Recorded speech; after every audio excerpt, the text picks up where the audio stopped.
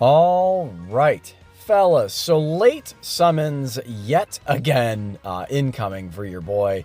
Just kind of is what it is, right? In this season of life, I will spare you the gory details, but here we are, summoning for Topo. All right, so good old Top, DOKKANFEST Top. I'm so happy his name is actually Topo, which I really, really like. God, dude, if they would have called him Top, that would have been very insufferable. Only in the entrance animation, thank God. So your boy did decide to pick up the premium ticket packs in an attempt to save a few stones, a few stonerinos for the worldwide download celebration, which is what I would recommend to all of you. I assume if you were going to summon for Topo, you would have done it already. The thing about it is we do also have discounts, which I do also do in this video. So the discounts, man, they're not really the craziest. So I believe it's 30, 45, and then 50, right? And then the 50 step is a guaranteed feature. So we are getting a featured unit here. For a 7-unit banner, this banner actually has some, I'm not going to call it great value, but it's got a fair value for me, and it's because these units, this unit here, Android 17 and 18, are actually on the banner. That's huge. So back when they came out in October of 23, it was a situation where I started summoning on their banner, and I'm like, bruh, what are you doing? Stop summoning. This banner is garbage. That banner is literally one of the worst of all time. It is an actual all-time worst banner. I remember the featured units just being abysmal. And then 17 and 18 themselves being, sure, a fair leader, good support unit, blah, blah, blah. They do have the Scouter, but overall just kind of an unimpressive unit. But, you know, us collectors, right? We want the characters, right? But here we are roughly halfway, not quite halfway through the tickets here.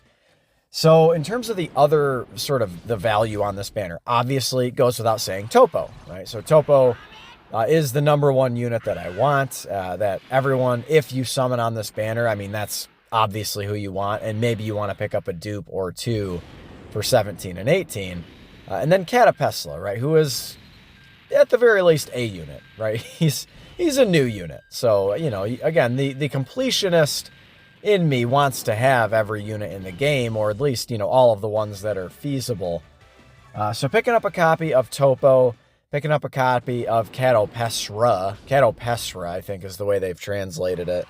L's and R's, I'm sure, as many of you are aware, are weird when it comes to the Japanese to English translations. So Catopesra, he really wants to be a support unit, and like a utility unit. Like, that's what he wants to be, but he's not providing support. It's just like, it's the weirdest thing. That's like I don't like when they release banner units, straight up. I don't like when they release banner units that aren't support units. It just seems wrong.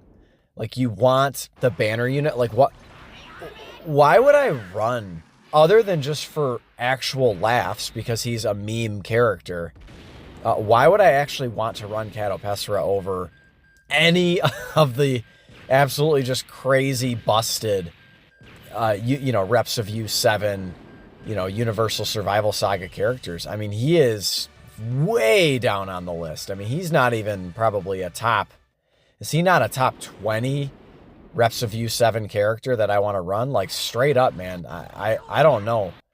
I don't know what they were doing with him. And then I can certainly appreciate that they're trying something a bit different, where he's doing different things on different turns, but I think overall the execution was just really, really bad. It's like sometimes he's by the way, do not need AGL Gamma 2, if you guys did not know. Rainbowed him on his original banner, one of the only times I've ever done that. But again, sometimes he's like a utility unit with dodge, other times he's a damage dealer. It's just, he's a really odd card. And again, I certainly appreciate, you know, I think, unfortunately, I think Team A took over Catopesra. Not a very well-designed unit, in my humble opinion. And especially if you're going to try to run him at 55%, I mean, good luck to you and God bless you. Because, you know, that would be a rough go. But again, for the completionist in me, going to be a good pickup for sure. But on to Dokkan Festival Topo. So Dokkan Fest Top, right? Dokkan Fest Top. I'm going to just call him that for the memes. Dokkan Fest Top. He is a really, really solid unit. You know, pre-transformed, he's got a bit of damage reduction. He is a conditional orb changer. He is a support unit. So he's definitely solid in base. And when he gets to God Topo, he's got that vaunted 80% damage reduction, right? Which he loses as he gets hit. But overall, man, the first couple of turns of God Topo, he is really, really sick nasty. He again, good damage dealer, really good tank. Like, you can run him in slot 1. Like, he's that good. So here comes the actual discounted multis, guys. So tickets were, I don't want to call them super successful, but I mean, we did at least pull 17 and 18 from the tickets. And technically, they are a new unit for me. So I guess it could have been worse. I could have got completely skunked. So I guess I'll take one unit that I need. Again, I'd wager a lot of folks need copies of 17 and 18. I would argue they're really not necessary at this point. The ridiculous amount of oh god, this guy. The ridiculous amount of broken units that are on the Reps of U17, you don't need them. Again, they're not very high on my list of folks I'm taking on the team. They do have the Scouter, which is definitely legit.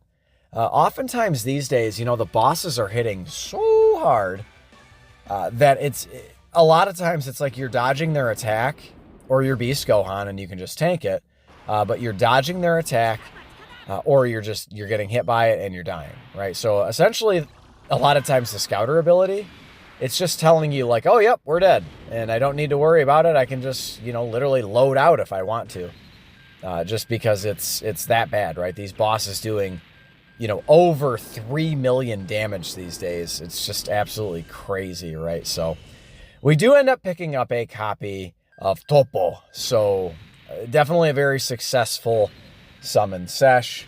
I maintain that you guys, even if you're like a completionist and you're a whale and whatever, sticking with one copy from now until the worldwide download is going to be your friend. Just be okay with one copy, and everything should work out in your favor, right? So, I mean, ideally, you're just saving straight up for the worldwide download celebration.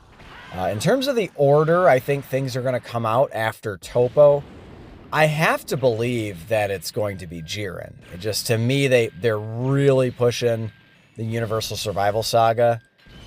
Before that, they were pushing super bosses, and I know that this is, you know, JP, this is basically the year of super bosses. But I do think it's going to be Jiren. Again, he's a Carnival LR. And then Topo, of course, is a Dokkan Fest exclusive. So these are the units that they're going to be pushing. Whereas you think Cell Max, and Cell Max is a yellow coin LR. They're not going to make a ton of money on his banner, of course, because you can summon to pity and pick him up with coins. So, guys, the summons are donezo. That is it. Just a quick little concise video. Ended up getting a copy of Topo. I am not mad at it. Slap a like if you enjoyed it. Sub if you're new. And I will catch you in the next one. Later.